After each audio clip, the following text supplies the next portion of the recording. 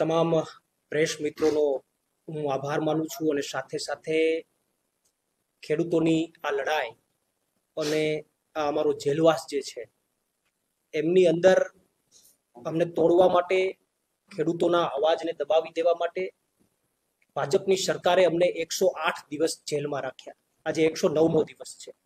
ત્યારે અહીંયાથી હું સ્પષ્ટ સંદેશ ગુજરાતની જનતાને ખેડૂતોને આપવા માંગુ છું કે તમારા માટે 108 દિવસ જેલમાં રહીને આવ્યા છે, પરંતુ હવે ગુજરાતમાં અમે જેલની બહાર આવ્યા છે ત્યારે તમારા માટે અમે ગુજરાતમાં 108ની જેમ કામ કરશું.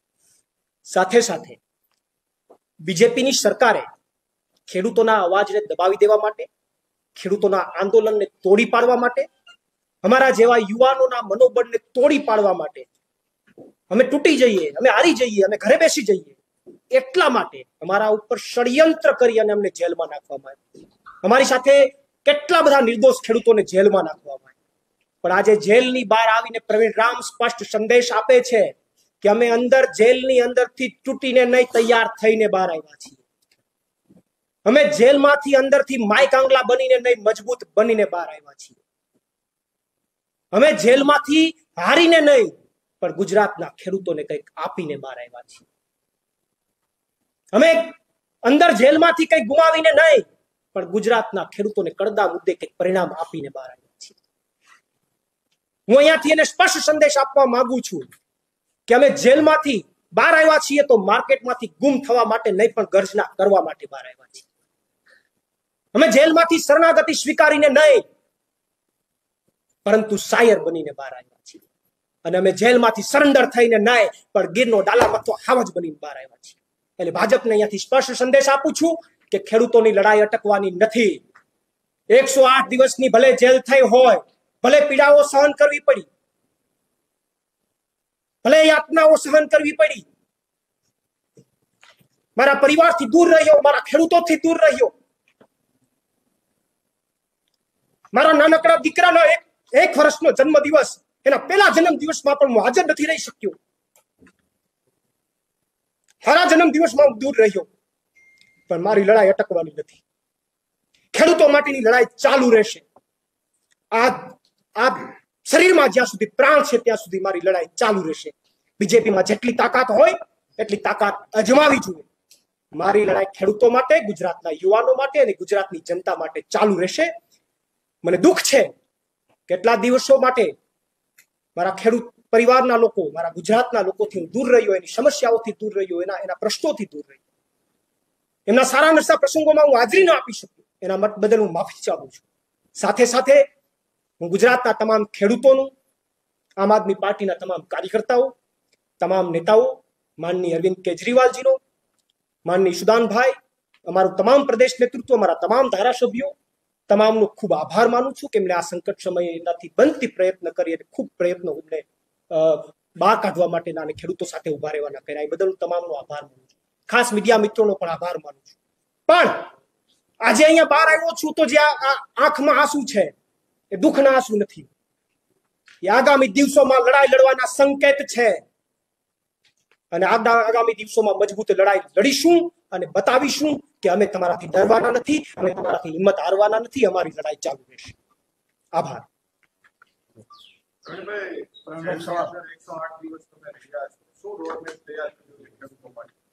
108 દિવસ અમે જેલમાં રહ્યા તો બીજેપીના લોકોને એમ હોય કે આ હિંમત હારી જશે. ના, 108 દિવસની અંદર જેલની અંદર અમે અમારો ખરાબ સમય હતો, એ ખરાબ સમયને અમે સારા સમયમાં પરિવર્તન કરવાનો પ્રયત્ન કર્યો. અમે વાંચન કર્યું, અમે કસરતો કરી, અમે અમારા શરીરને મજબૂત કર્યું, અમે અમારા મનને મજબૂત કર્યું. અને આવનારા દિવસોની અંદર ખેડૂતો માટેના જે કંઈ કાર્યક્રમો યોજવાના છે, પાર્ટી દ્વારા જે કાર્યક્રમો યોજાશે એની અંદર મજબૂતાઈથી લડાઈ લડવા માટેના એક મજબૂત મક્કમતા સાથે બહાર આવ્યા છીએ. કદાચ જેલ પહેલા એવું હશે કે થોડોક થાક લાગ્યો હશે, પણ હવે જેલમાંથી બહાર નીકળ્યા છે તો સંપૂર્ણ સ્ફૂર્તિ સાથે બહાર નીકળ્યા છીએ, મજબૂત મન કરીને બહાર નીકળ્યા છે, મજબૂત શરીર કરીને બહાર નીકળ્યા છીએ. એટલે ભાજપને એમ લાગતું હોય કે તૂટી ગયા, નહીં, તમે ભૂલ કરી. મને મજબૂત બનાવવાની તમે ભૂલ કરી. તમે મને મજબૂત બનાવવાની ભૂલ કરી. મારા સામે અનેક પીડાઓ આપી, અનેક યાતનાઓ આવી. એ તમામ યાતનાઓને અમે જીરવી ગયા. અમે કઠણ કાળજાના છે, અમે જીરવી ગયા.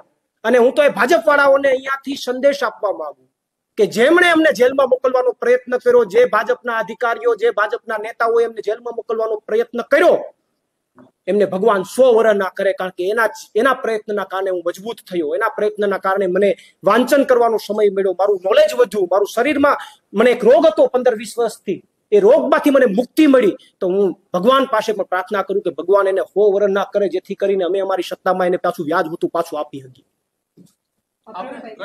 ખાસ કરીને ઘેડ મુદ્દે તમે ખૂબ લડ્યા છો. આગામી સમયમાં હવે ઘેડને લઈને શું રણનીતિ છે? કેમ કે ખેડૂતો રાહ જોતા હતા કે પ્રવીણભાઈ બહાર આવે ને ઘેડનો અવાજ ફરીથી. ચોક્કસથી ઘેડ મુદ્દે મારી 14 દિવસની પદયાત્રા સતત ચાલુ રહી, ખેડૂતોની વચ્ચે હું રહ્યો. ત્યારબાદ મારી એક ન્યાય યાત્રા શરૂ થઈ અને એ પછી કમનસીબે 108 દિવસની ખેડૂતો માટેની મારી જેલ યાત્રા થઈ. હું બહાર નીકળીને આજે જ કેશોદ જવાનો છું, મઢડા માતાજીના દર્શન કરવાનો છું અને મઢડા માતાજીના દર્શન કરીને ત્યાંથી જ પ્રણ લેવાનો છું કે ઘેડના મુદ્દે હજુ પણ જે કંઈ પણ લડાઈઓ લડવી પડે એ લડાઈઓ લડવા પ્રવીણ રામ તૈયાર છે. આપ જે બોટાદમાં એકતા થયા હતા તેને લઈને ઘણા પ્રશ્નો ઉભા થયા હતા કે મંજૂરી નહોતી લીધી અને બીજા પણ ઘણા પ્રશ્નો થયા હતા જેને કારણે આપને પકડવામાં આવ્યા હતા, એના વિશે શું કહેશો? બોટાદ જે હળદર ખાતે જે ઘટના બની, એ ઘટના 3 દિવસથી સતત પોલીસ અને ખેડૂતો વચ્ચે ઘર્ષણ ચાલતું હતું. પોલીસ કોઈ પણ કારણે લોકોને ભેગા થવા, ખેડૂતોને ભેગા દેવા માંગતી નહોતી. ખેડૂતો એમના મુદ્દાને લઈને લડતા. બોટાદ હળદર ખાતે એક મોટું ષડયંત્ર થયું. એનું ષડયંત્રનું તમને પ્રમાણ આપું, અને એ પ્રમાણ એ છે કે જે ફરિયાદ થઈ, જે એફઆઈઆર થઈ, એમની અંદર 85 લોકો ઉપર એફઆઈઆર થઈ, પછી વધીને બીજા 15 લોકોને ઉમેરવામાં આવ્યા. આ અરાઉન્ડ 100 જેટલા લોકો ઉપર ફરિયાદ થઈ. તમે એનું પ્રમાણ ચેક કરી શકો. એ 100 માંથી એક પણ વ્યક્તિ પથ્થર ફેંકતો હોય એવો વિડીયો પોલીસ પાસે નથી. પોલીસ પાસે આખી ઘટનાના વિડીયો છે. કેટલા લોકો, લગભગ અરાઉન્ડ 40-50 લોકો પથ્થર મારો કરે છે, એનો વિડીયો પોલીસ પાસે છે, સોશિયલ મીડિયામાં છે. પણ જોવા જેવું એ છે કે ફરિયાદની અંદર એક પણ વ્યક્તિ, જેટલા ઉપર ફરિયાદ થઈ એમાંથી એક પણ વ્યક્તિ પથ્થર ફેંકતો હોય એવો વિડીયો પોલીસ પાસે નથી. અને જેટલા લોકો પથ્થર ફેંકતા દેખાય છે એ એકેય વ્યક્તિ ફરિયાદમાં નથી. જેટલા પથ્થર નથી ફેંકતા એ ફરિયાદમાં છે, અને જે પથ્થર ફેંકતા દેખાય છે કોઈ પણ ફરિયાદમાં નથી. તો આનો મતલબ તો સીધો એવો થાય છે કે કાયદેસરનું ષડયંત્ર કરવામાં આવ્યું, આંદોલનને તોડી પાડવા માટેનું ષડયંત્ર કરવામાં આવ્યું. બાકી કોઈ એફઆઈઆર થાય તો 20% ખોટા લોકો પકડાય, 80% તો રિયલ લોકો પકડાય. પરંતુ દુઃખની સાથે કહું કે પોલીસે જ્યારે અટક કરી ત્યારે પોલીસ એક જ, અમારા ખેડૂતોને જ્યારે પૂછવામાં આવ્યું ત્યારે ખેડૂતોને એક જ વાત કરતા હતા, તમે પથ્થર ફેંકો એનું પ્રમાણ લેવામાં નહોતું આવતું, તમે ક્યાંથી આવ્યા છો, તમારો પાર્ટીમાં શું હોદ્દો છે, એના મુદ્દે એની અટક કરવામાં આવી. તો આખું એક મોટું બોટાદ હળદરનું ષડયંત્ર હતું, અને એ ષડયંત્રના ભાગરૂપે ખેડૂતોનો અવાજ દબાવી દેવાનો પ્રયત્ન થયો. પરંતુ આવનારા દિવસોમાં તાલુકા પંચાયત અને જિલ્લા પંચાયતમાં એનો જવાબ મળશે. તમે જ્યાં રહ્યો છો બોટાદ છે એનું અંતર ખૂબ લાંબુ છે. તમને ક્યારે ખબર પડી કે આ રીતનું બોટાદમાં થઈ રહ્યું છે? તમે ક્યારે નીકળ્યા હતા એક્ઝેક્ટ, અને ક્યારે તમે ત્યાં પહોંચ્યા? અને બીજી વસ્તુ કે બીજા દિવસે અમે રિપોર્ટિંગ કર્યું હતું તો ત્યાંના સ્થાનિકના હળદર ગામના લોકોને અમે મળ્યા હતા. એમાં કેટલાય લોકો હીરા ધસતા હતા, એમની કોઈ જમીન નથી, બેન અમારે તો આ સાથે કઈ લેવા દેવા જ નથી. એ લોકો સાથે લાઠીચાર્જ થયો છે, અન્યાય થયો છે. શિક્ષકો એવા હતા જે પેપર ચેક કરતા હતા, એમને ખબર જ નથી આંદોલન સાથે કઈ લેવા દેવા નતું, એના ઉપર લાઠીચાર્જ થયો છે. તો એક આમ આદમી પાર્ટીના નેતા તરીકે તો ઠીક, પરંતુ એક જાગૃત નાગરિક તરીકે એમની સાથે અન્યાય થયો છે, એનો શું જવાબ આપશો? હળદર મુકામે જે ઘટના બની અને જે વિડીયો, અમે તો પછી જેલમાં જતા રહ્યા હતા એટલે સોશિયલ મીડિયાના માધ્યમથી અમુક વિડીયો નથી જોઈ શક્યા, પણ જે અમે સાંભળ્યું કે ઘરમાં ઘૂસીને જે પોલીસે દમન કર્યું છે, લોકોને માર્યા છે, ઘણા બધા લોકોના હાથ ફ્રેક્ચર કરી નાખ્યા છે, એના શરીરમાં અનેક ફ્રેક્ચરો થયા, એવા લોકોને એમણે ફરિયાદમાં નથી લીધા, પોલીસ સ્ટેશનથી દૂર મોકલી દીધા. કેટલા બધા લોકોને ફ્રેક્ચર થઈ ગયા, ઘણા બધાની આંગળીઓ તૂટી ગઈ. આવા અનેક લોકો ઉપર પોલીસે ઘરમાં જઈને દમન કર્યું છે. અને આખી ઘટનાની અંદર જેટલા પણ મીડિયા મિત્રો ત્યાં હતા એ તમામને ખબર છે કે જ્યારે આ હળદરમાં સભા શરૂ થઈ ત્યારે અમે ત્યાંથી જાહેરાત કરી હતી કે આગામી પ્રોગ્રામની જાહેરાત કરી, અને અમે પ્રોગ્રામ પૂર્ણ કરવાની દિશાની અંદર હતા. પોલીસ જ્યારે પહેલી વાર આવી ત્યારે લોકો જે છે એ ઊભા થઈ જતા હતા, અને એ સ્થિતિની અંદર પોલીસ રિટર્ન થઈ.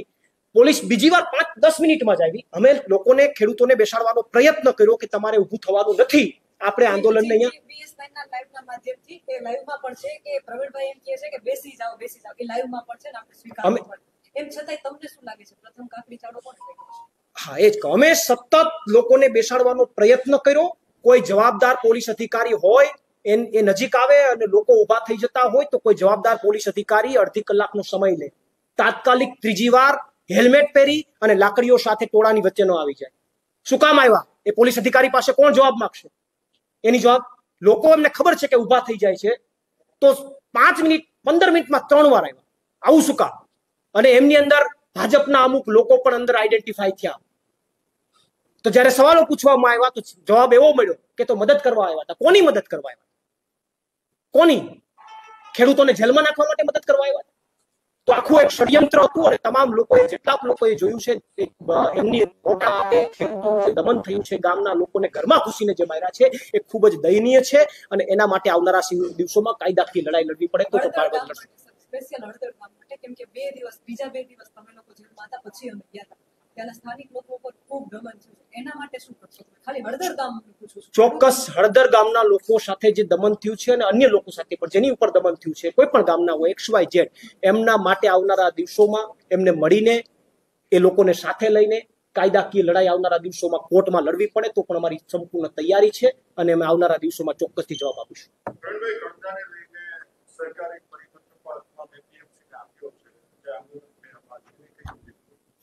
કડદા મુદ્દે જે પરિપત્ર થયો એ હું એવું માનું છું કે આ આમ આદમી પાર્ટીની જે લડાઈ હતી એની એક બહુ મોટી જીત છે. એ પછી ખેડૂતોનું જે માગણી હતી એના મુદ્દે 1-2 મુદ્દે સરકારે ક્યાંક ને ક્યાંક નમતું જોખવું પડ્યું. એ સ્પષ્ટ બતાવે છે કે આમ આદમી પાર્ટીના નેતાઓ, આમ આદમી પાર્ટીના લોકોએ જે આંદોલન કર્યું એની ક્યાંક ને ક્યાંક એના ઉપર અસર થઈ છે. ત્યારે હું એ ખેડૂતોએ જે લડાઈ લડી અને એમની અંદર કડદા મુદ્દે જે લેખિતમાં આપવામાં આવ્યું એ મુદ્દે હું ખેડૂતોનો આભાર માનું છું કે તમારી જીત થઈ છે, પણ માત્ર કાગળ ઉપર આવવાથી કંઈ થતું નથી, એનું અમલીકરણ થવું જરૂરી છે.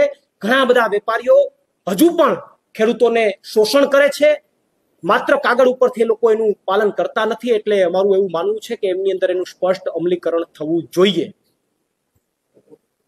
શું પ્રવીણભાઈ અત્યારે ખેડૂતોનો ચહેરો બની ગયા છે, ખેડૂતોનો અવાજ બની ગયા છે? શું પ્રવીણભાઈ 2027માં લડશે અને લડશે તો કઈ સીટ ઉપરથી લડશે?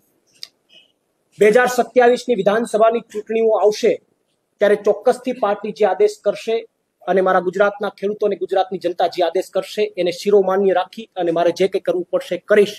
આમની સામે કદાચ લડાઈ લડી વિધાનસભામાં ઉતરી અને લડાઈ લડવી પડે તો પણ મારી પ્રવીણ રામની સંપૂર્ણ તૈયારી છે.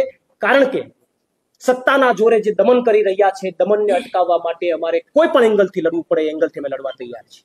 પ્રવીણભાઈ, એક છેલ્લો સવાલ. ત્યાંથી તમે અને રાજુભાઈ નીકળ્યા હતા તો ખેડૂતોએ તમને ત્યાંથી કાઢ્યા હતા કે તમે તમારી રીતે સ્વતંત્ર નીકળ્યા? આખી ઘટના જ્યારે બની અને આખી ઘટના બન્યા બાદ તાત્કાલિક ખેડૂતોએ અમને ગાડી પાછળ બેસાડી અને અમને ત્યાં ગામથી દૂર કર્યા. અને એમાં ખેડૂતોની સમજદારી હતી. એટલા માટે સમજદારી હતી કે એ ક્ષણે જો અમારી ધરપકડ થાય, અટક થાય અને ફરીથી લોકોમાં કોઈ ઉશ્કેરાટ ઉભો થાય અને કદાચ કોઈ અઘટિત ઘટના બને તો એ અઘરી વસ્તુ હતી, ખરાબ વસ્તુ હતી. એટલા માટે ત્યાંના ખેડૂતોએ, ત્યાંના યુવાનોએ એક સમજદારી દાખવી અને તાત્કાલિક ધોરણે અમને ત્યાંથી દૂર કર્યા. અને દૂર થયા બાદ એક મહત્વની વાત એ છે કે દૂર થયા બાદ અમે પોલીસના કોઈ પકડમાં નહોતા, અમે બહાર હતા. છતાં પણ અમારા ગુજરાતના ખેડૂતોને જ્યારે જેલમાં નાખવામાં આવ્યા તો અમે સામે ચાલી અને પોલીસની સામે સરેન્ડર કરી દીધું કે અમારા ગુજરાતના ખેડૂતો જો દિવાળી જેલમાં ઉજવતા હોય તો અમે દિવાળી જેલમાં ઉજવશું. વાત રહી બીજી, આખી જેલની યાત્રા દરમિયાન 108 દિવસ ભાવનગર નાખવામાં આવ્યા, ત્યાંથી રાજકોટ નાખવામાં આવ્યા. રાજકોટ એવું કહેવાય છે કે તમામ જેલનો બાપ છે, સૌથી સ્ટ્રિક્ટ જેલ, ત્યાં નાખવામાં આવ્યા.